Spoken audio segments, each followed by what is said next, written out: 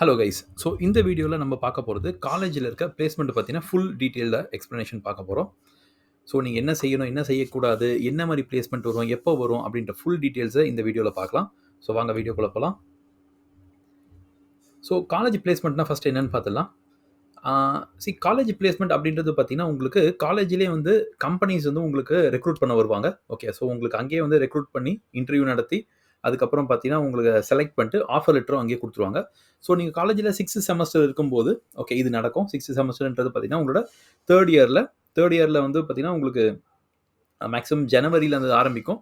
ஒரு ஒரு மார்ச் இல்லை ஏப்ரலுக்குள்ளேயே இது கம்ப்ளீட் ஆகிடும். ஓகே, சில காலேஜில் பார்த்தீங்கன்னா இது 5th செமஸ்டரில் ஸ்டார்ட் ஆகிட்டு 6th செமஸ்டர் வரைக்கும் இது போகும். ஓகேங்களா? ஸோ இதான் காலேஜ் பிளேஸ்மெண்ட் நம்ம சொல்கிறது. ஓகே, இதுக்கும் நீங்கள் வெளியே காலேஜை விட்டு முடித்த பிறகு வெளியே வந்து நீங்கள் கம்பெனிஸில் ஜாபை தேடி அதுக்கப்புறம் அதில் அப்ளை பண்ணி கிடைக்கிறதுக்கு என்ன டிஃப்ரென்ஸ் அப்படின்னு பார்க்கலாம். ஒன்று, காலேஜில் உங்களுக்கு ஜாப் கிடைக்குது, பிளேஸ்மெண்ட் ஆகுறீங்க அப்படின்னா உங்களுக்கு சேலரி வந்து வெளியே கிடைக்கிற சேலரியை விட ஹையராக இருக்கும். ஓகேங்களா? அதே மாதிரி நீங்கள் வெளியே போய் அலையிறதை விட ஓகே அந்த கம்பெனிஸே வந்து உங்கள் காலேஜுக்கு வரதால உங்களுக்கு பெட்டர் கம்பெனிஸும் இதில் வரதுக்கு சான்சஸ் இருக்குது. ஓகேங்களா? ஸோ நிறைய கம்பெனிஸ் வரும், பெட்டர் கம்பெனிஸ் வரும். ஸோ இது எந்த காலேஜுக்கு வரும்னு பார்த்தீங்கன்னா எவ்வளோக்கு எவ்வளோ அந்த காலேஜ் வந்து பார்த்தீங்கன்னா நல்ல நேம் இருக்கும். ஓகே, டாப் காலேஜாக இருக்கும். அந்த டாப் காலேஜஸ்க்கு டாப் கம்பெனிஸ் வருவாங்க. ஓகே, சப்போஸ் நீங்கள் ஒரு ஆவரேஜான காலேஜில் படிங்கன்னா ஆவரேஜ் கம்பெனிஸ் வருவாங்க.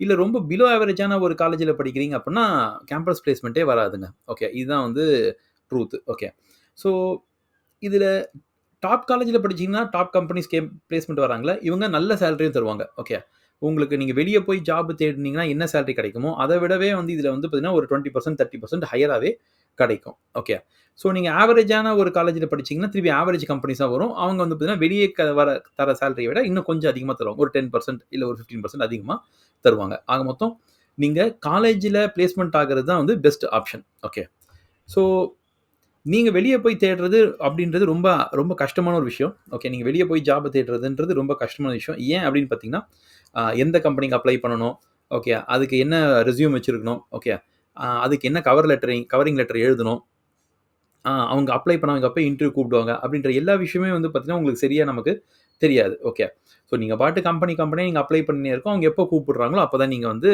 இன்டர்வியூக்கு போக முடியும். இதுவே நீங்கள் பிளேஸ்மெண்ட்டில் இருந்தீங்கன்னா உங்களுக்கு கன்ஃபார்ம்டாக வந்து பார்த்தீங்கன்னா 5th செமஸ்டர்லேருந்து 6th செமஸ்டர் கூட தான் பிளேஸ்மெண்ட்டுக்கு இன்டர்வியூ வருவாங்க அவங்க.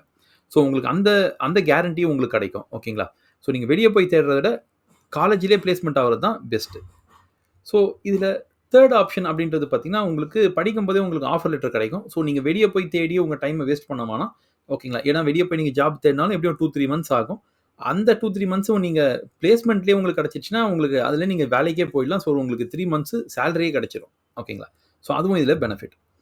ஸோ இந்த பிளேஸ்மெண்ட் எப்போ ஆகும் அப்படின்றத நம்ம இப்போ தான் பார்த்தோம். ஓகே, சில காலேஜில் 5th செமஸ்டர்லேயே ஸ்டார்ட் பண்ணுவாங்க, சில காலேஜில் 6th செமஸ்டரில் ஸ்டார்ட் பண்ணுவாங்க.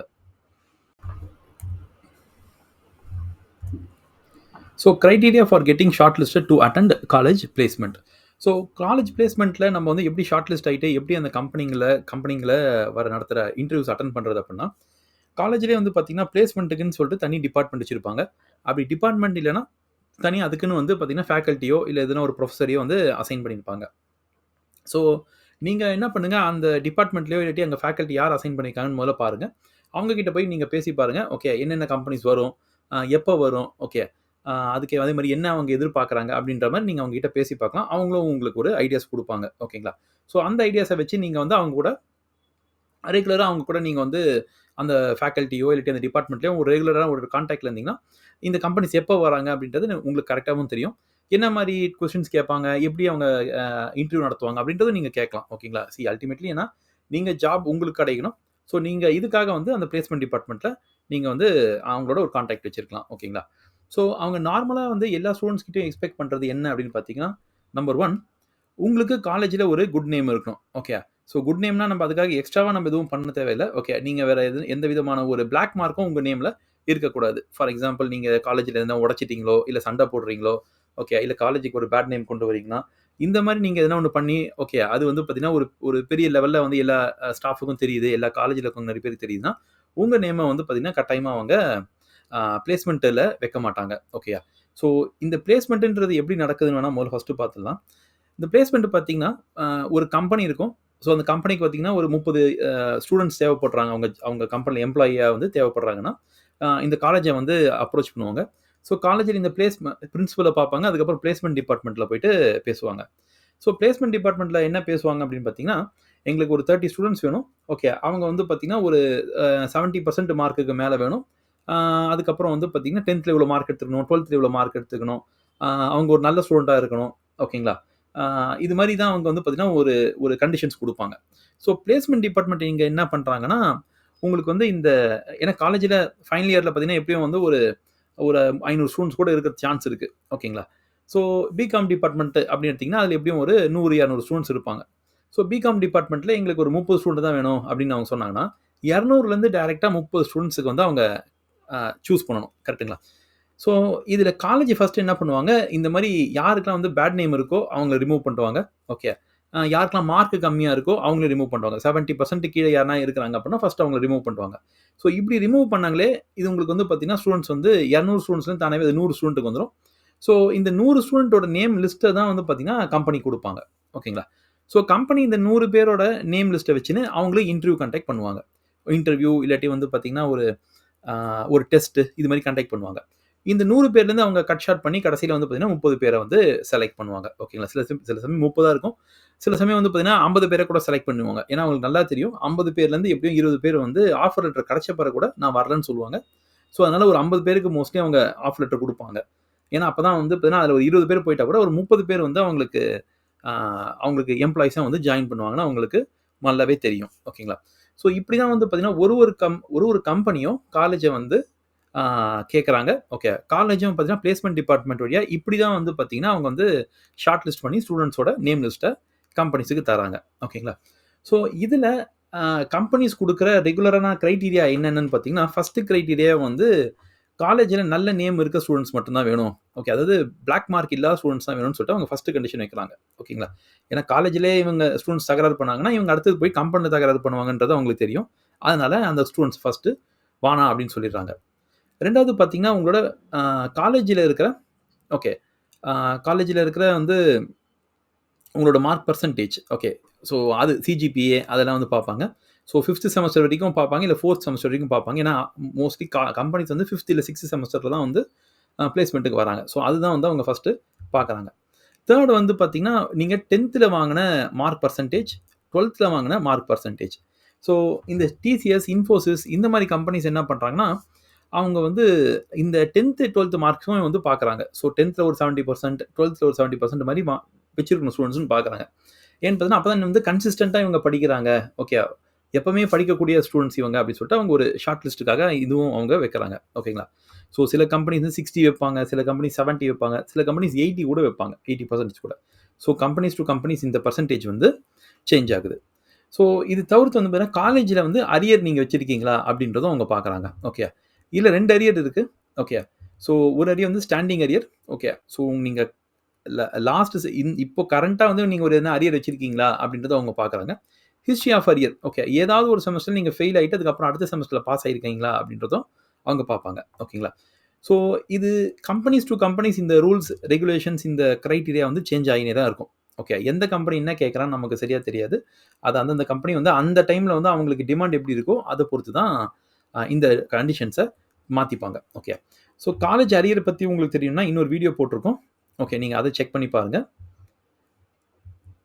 ஸோ இந்த கிரைட்டீரியாலாம் குடுத்த பிறகு என்ன நடக்கும் அப்படின்னு பார்த்தீங்கன்னா, ஸோ கம்பெனிஸ் வந்து இந்த கிரைட்டீரியா குடுத்துட்டாங்க. ஓகே காலேஜுக்கு. ஸோ பிகாம்ல பார்த்தீங்கன்னா, ஒரு 300 ஸ்டூடண்ட்ஸ் இருக்காங்க. அ இதுல இதுல இந்த கண்டிஷன்ஸ்லாம் வந்து பார்த்தீங்கன்னா, மீட் அவுட் பண்ணிட்டு கடைசியில வந்து 100 ஸ்டூடண்ட்ஸ் தான் வந்து பார்த்தீங்கன்னா, அ இருப்பாங்க. இந்த 100 பேர்ல தான் அவங்க 30 பேர வந்து எடுக்க போறாங்க. ஓகே. ஸோ பிளேஸ்மென்ட் டிபார்ட்மென்ட் பார்த்தீங்கன்னா, யார் இந்த 100 பேரோ அவங்களுக்கு மட்டும் வந்து நேம சொல்லுவாங்க. டிபார்ட்மென்ட்ல வந்துட்டு. ஓகே. இந்த இந்த 100 பேர் மட்டும் வந்து பார்த்தீங்கன்னா, அட்டெண்ட் பண்ணுங்க. இன்டர்வியூ அட்டெண்ட் பண்ணுங்க. ஓகே அப்படின்னு சொல்லிட்டு சொல்லுவாங்க. ஸோ இதுதான் வந்து பார்த்தீங்கன்னா வந்து பிளேஸ்மென்ட் செலக்ஷன் ப்ராசஸ் அப்படின்ற மாரி நம்ம சொல்றோம். செலக்ஷன் ப்ராசஸ்ல உங்களுக்கு என்னென்ன இருக்குன்னு பார்த்தீங்கன்னா, உங்களுக்கு ஃபர்ஸ்ட் ஒரு ஆப்டிட்யூட் டெஸ்ட் வச்சிருப்பாங்க. ஸோ இதுல உங்களுக்கு மேத்ஸ், பேசிக் இங்கிலீஷ், ஓகே.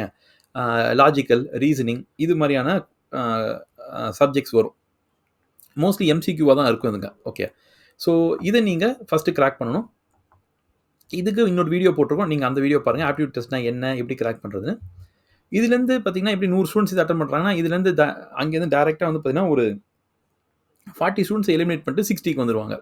ஸோ 60 ஸ்டூடெண்ட்ஸ்க்கு வந்து பார்த்தீங்கன்னா, குரூப் டிஸ்கஷன் நடக்கும். ஓகேங்களா? குரூப் டிஸ்கஷனுக்கு இன்னொரு வீடியோ போட்டிருக்கோம். நீங்க அத செக் பண்ணுங்க. ஒரு குரூப் டிஸ்கஷன்லயும் பார்த்தீங்கன்னா, ஒரு 10 பேர் கிட்ட இருப்பாங்க. அப்பன்னா ஒரு 6 குரூப் டிஸ்கஷன்லயே பார்த்தீங்கன்னா, ஜிடி முடிஞ்சிரும். ஓகேங்களா? ஒரு குரூப் டிஸ்கஷனே 10 பேர் பேசுறாங்க அப்புட்ன்னா, அதுல வந்து மேக்ஸிமம் வந்து ஒரு ஆ ஒரு ஆ 4 பேர் இல்ல 5 பேர தான் அவங்க வந்து பார்த்தீங்கன்னா, ஷார்ட் லிஸ்ட் பண்ணுவாங்க. இல்ல 4 பேர் தான் ஷார்ட் லிஸ்ட் பண்ணுவாங்க. ஓகேங்களா? ஸோ உங்களுக்கு டைரக்ட்டாவே வந்து பார்த்தீங்கன்னா வந்து ஒரு 5 பேர் எடுத்துக்கோங்களேன். ஓகே, ஹால்ஃப் எடுத்துக்கோங்க. அப்பன்னா 60 பேர்ல இவங்க வந்து பார்த்தீங்கன்னா, டைரக்ட்டா ஒரு 30 பேர் கிட்ட வந்துருவாங்க. ஓகே. இந்த 30 பேருக்கு தான் இன்டர்வியூ நடக்கும். 30 பேர் இல்ல 40 பேருக்கு தான் இன்டர்வியூ நடக்கும். அந்த இன்டர்வியூல இருந்து தான் பார்த்தீங்கன்னா, திருப்பி ஷார்ட் லிஸ்ட் பண்றாங்க. ஓகே. ஸோ 100 பேர் வந்து செலக்ட் பண்றாங்க அப்பன்னா, ஆப்டிட்யூட்லயே ஒரு 20 பேர ரிமூவ் பண்ணுவாங்க. ஓகேங்களா? இன்னொரு 20 பேர வந்து பார்த்தீங்கன்னா, ஆ ஜிடில ரிமூவ் பண்ணுவாங்க. இன்னொரு 20 பேர் ஓகே. இல்லாட்டி ஒரு 30 பேர வந்து பார்த்தீங்கன்னா, அவங்க 20 பேர் வந்து பார்த்தீங்கன்னா, இன்டர்வியூல தூக்கிடுவாங்க. ஓகேங்களா? ஸோ ஒரு ரவுண்ட்லயும் பார்த்தீங்கன்னா, ஒரு நம்பர் ஆஃப் ஸ்டூடண்ட்ஸ் வந்து வெளிய போயின்னே இருப்பாங்க. ஓகேங்களா? ஸோ இன்டர்வியூல என்ன மாரி கொஸ்டின்ஸ் கேட்பாங்க? நம்ம எப்படி ஆன்சர் பண்ணணும்? ஓகே. அப்படின்றதுக்கு திருப்பி இன்னொரு வீடியோ போட்டுருக்கேன். ஓகேங்களா? ஏன்னா இன்டர்வியூல வந்து பார்த்தீங்கன்னா, திரும்ப திரும்ப ஒரே டைப் ஆஃப் கொஸ்டின்ஸ் தான் கேட்பாங்க. நீங்க எப்படி ஆன்சர் பண்றீங்கன்ற உங்களோட அ உங்களோட கான்ஃபிடன்ஸ், ஓகே. உங்களோட டெக்னிக்கல் நாலேட்ஜ், ஓகே. உங்களுக்கு உங்க செமஸ்டர்ல நீங்க படிச்ச சப்ஜெக்ட்ஸ் அதுலேருந்து இருக்க நாலேட்ஜ், ஜெனரல் நாலேட்ஜ் இதுதான் அவங்க டெஸ்ட் பண்ண பார்ப்பாங்க. ஓகேங்களா? ஸோ ஒர்க்க நீங்க குடுத்தீங்கன்னா, எப்படி நீங்க ஒர்க் பண்ணுவீங்க? அப்படின்றதெல்லாம் செக் பண்ணுவாங்க இன்டர்வியூல. ஓகே. இந்த 3மே முடிஞ்ச பிறகு மோஸ்ட்லி இதுங்க பார்த்தீங்கன்னா, ஒரு 2, 3 டேஸ்லயே இந்த 3 ரவுண்டுமே முடிஞ்சிரும். ஓகேங்களா? அடுத்து 3 நாள்லயே மேக்ஸிமம் இந்த அ செலக்ஷன் ப்ராசஸ் முடிஞ்சு போயிடும். ஓகே. முடிஞ்சுட்டு ஒரு 1 வீக் டைம்ல ஓகே. ஒரு 1 வீக் அந்த மாரி டைம்ல வந்து உங்களுக்கு ஆஃபர் லெட்டரே அவங்க குடுத்துருவாங்க. ஓகே. ஸோ ஆஃபர் லெட்டர் அவங்க குடுத்துட்டாங்கன்னா ஓகே.